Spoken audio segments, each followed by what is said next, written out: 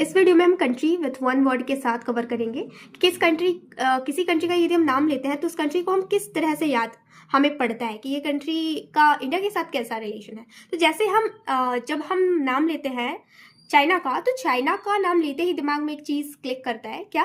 Extension, है ना। China अपने बॉर्डर्स को एक्सटेंड करने पर चाइना की जो एक्सटेंशन पॉलिसी है वो बहुत ज़्यादा है। सो चाइना हमेशा दूसरे दूसरे इंडिया के रीजन को अपना रीजन हमेशा क्लेम करता रहता है। तो चाइना की एक्सटेंशन पॉलिसीज की वजह से हम चाइना को जानते हैं। बॉर्डर इश्यूज इंडिया के साथ बहुत सारे होते हैं। चाइना अलग अलग जगहों पर क्लेम करता है। कभी जैसे भी रिसेंटली अरुणाचल प्रदेश के कुछ जगहों को, कुछ डिस्ट्रिक्ट को उन्होंने अपना डिस्ट्रिक्ट क्लेम किया है।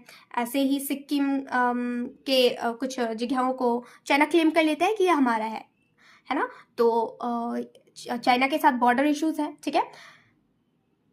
दूसरा, पाक का नाम लेते ही टेरर का पूरी दुनिया में ध्यान जाता है कि पाक मतलब कि टेरर, राइट। यूएसए मतलब डिफेंस। जितनी भी टेक्नोलॉजिकल वेपन्स हैं या फिर हम बारूद बोले, अस्त्र शस्त्र बोले, जो कि कोल्ड वॉर के टाइम में, सेकंड वर्ल्ड वॉर के बाद देखा हमने।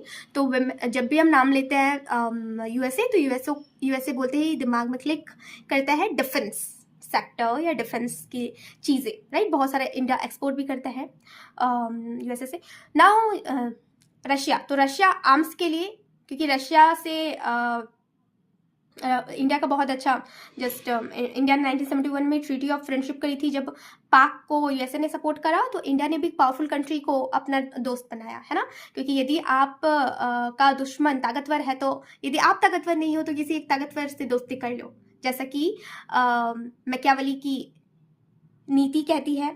हमारे इंडियन मैकियावेलियन जिन्हें हम कहते हैं कौटिल्य, भी यही बात कहते हैं कि यदि आपकी दोस्ती, आपका टक्कर यदि ऐसे जन से है जो पावरफुल है, तो आप भी एक ऐसे पावरफुल से दोस्ती कर लो ताकि आप उससे उसका टक्कर आपके बिहाफ पर वो ले सके, ठीक है। तो उसी तरह से रशिया हमारा बहुत अच्छा दोस्त है।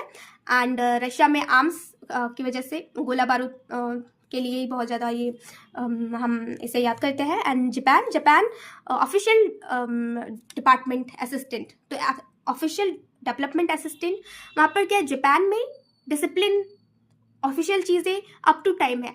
जापान के लोग के बारे में जैसे हम जानते हैं कि बहुत ज़्यादा करेजियस होते हैं, वो हार्ड वर्कर होते हैं। क्यों? क्योंकि डिसिप्लिन के साथ लोग अपना काम करते हैं। And such a laborious country, है ना। डिसिप्लिन के साथ डेवलपमेंट को प्रमोट करते हैं। बांग्लादेश, तो बांग्लादेश एक फ्रेंडली टाइप के साथ इंडिया के साथ उसका बॉन्ड अप है। तो ये कुछ कंट्रीज को